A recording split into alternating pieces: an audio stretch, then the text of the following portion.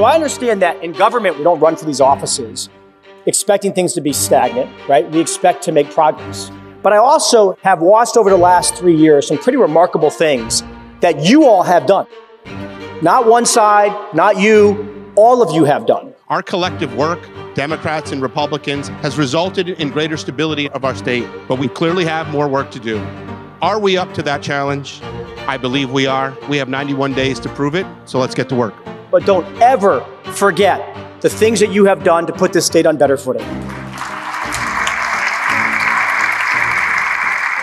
We have limited time to do a lot of work, but we're going to do what becomes a priority for our caucus, and we'll go from there. Lasting change in the legislature probably comes about best on complicated issues when it is bipartisan. We want to support our seniors by ensuring that they have access to good health care resources and well-trained professionals to assist them either at home or in high-quality facilities. This is going to be a game changer for the elderly population in our state. It is going to help our seniors live in dignity, but it's also going to save the state millions of dollars. House Bill 5002 that we'll speak about today is a top House legislative priority. Too many families in our state don't have access to affordable childcare.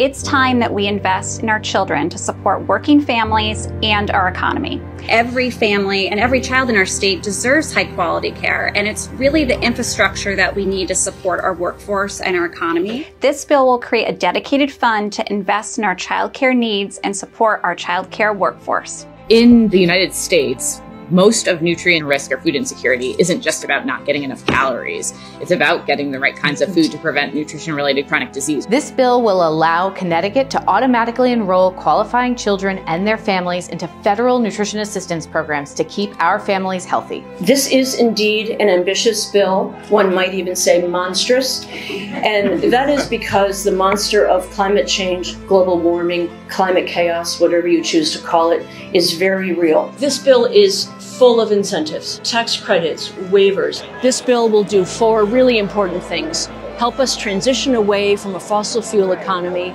reduce our greenhouse gas emissions, give incentives to business that do the right thing by going green, and support nature-based solutions. I think our primary objective here is to ensure that all Connecticut employees are not forced to compromise their well-being, that of their families, that of their co-workers, and to do so with the knowledge of trying to fulfill their work requirements because they can't earn a paycheck. I would take a step back and I would focus on having happy employees who are healthy and can take care of themselves and how that's going to matter. This bill will gradually introduce paid sick days over a span of years.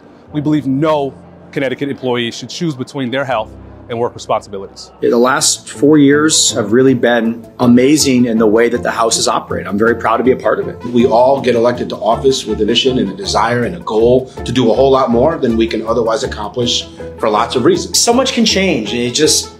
We'll wait and see what happens. We look at the legislature in 2, 3, 4 year cycles. There has not been a more successful 3, 4 year cycle in the history of the state of Connecticut. Financially. I really believe that. And we're going to end the year with $1 billion plus surplus. I mean, at the end of the day, the legislature's core function beyond legislating laws is the budget. And the budget's in a really good place. It's the last day, so we'll walk in that chamber today and we'll get stuff done.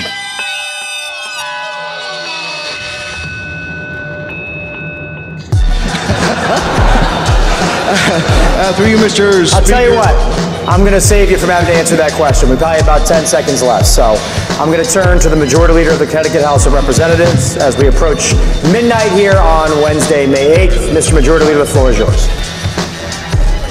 Well, thank you very much, Mr. Speaker. I'm looking at my clock. It just clicked on midnight. It's been an absolute pleasure to serve with everybody for this legislative session. But the time for us to do our work has ended. And with that, I move we adjourn sine die. So ordered, sine die.